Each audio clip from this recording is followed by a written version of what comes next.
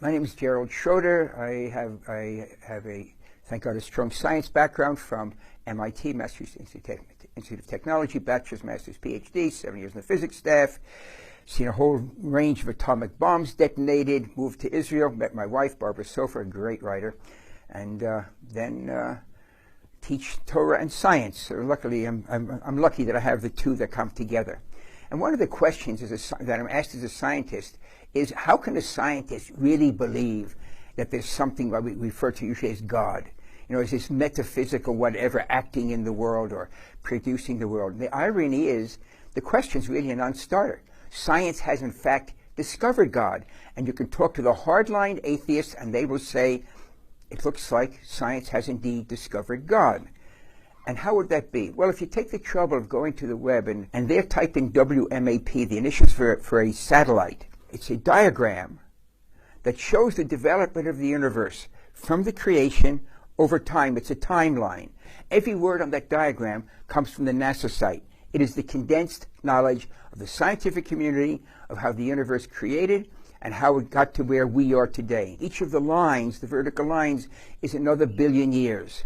Okay, you start from a burst of energy at the extreme left side of the diagram, and you end up at the far end with the oval. The oval is to indicate expansion in all directions. Of course, because it's a timeline, we can't show that on a single piece of paper. We see here, most amazingly, that on the extreme left edge, it shows a beginning to the universe. Now, go back less than 50 years. If I were teaching that at Tech, a person could lose tenure saying that there was a creation of the universe. It sounds like it's Bible, because less than 50 years ago, the overwhelming scientific opinion was the universe is eternal. There was never a beginning. The Bible is wrong from the very first sentence.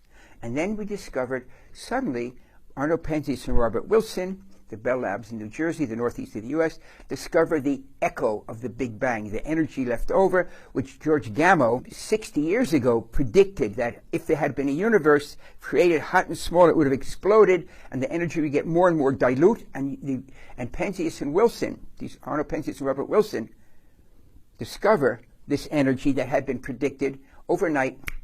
The Bible got it right. There was a beginning to the universe. Now, the black in the diagram is nothing.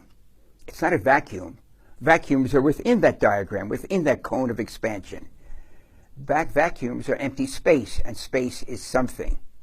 The black of the paper around the diagram is nothing. It doesn't fit in our human brain, because humans think in a box made of time, space, and matter/energy.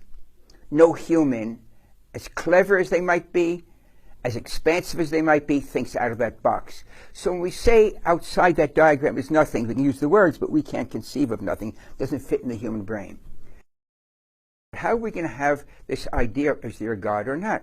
Notice that the creation force isn't a three-letter word, G-O-D.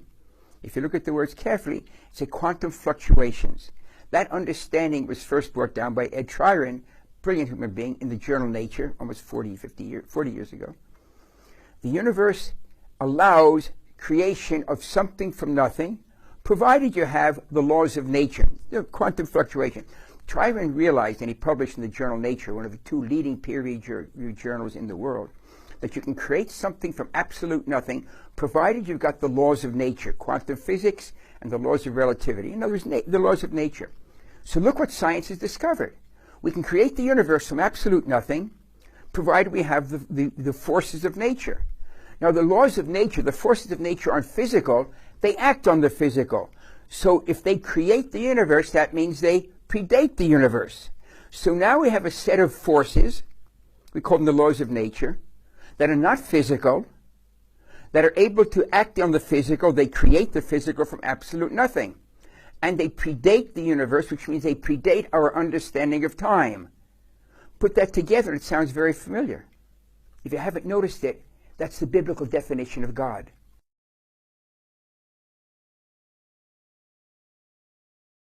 There's only one nuance that's left hanging. We can talk about it another time, perhaps. It's that which created the universe, those forces active in the universe. But up to that point, science says you are correct. The definition of the biblical God is predates time, outside of time. God is not a physical being, is a force, and it creates the universe. you'll notice that the opening chapter of Genesis, the only name for God is Elohim, God as manifest in the universe. Science has indeed discovered the biblical God, or we just need one part left, crucial: that which created the universe is also active in the universe itself. The very fact that you're watching this now pretty much establishes that point.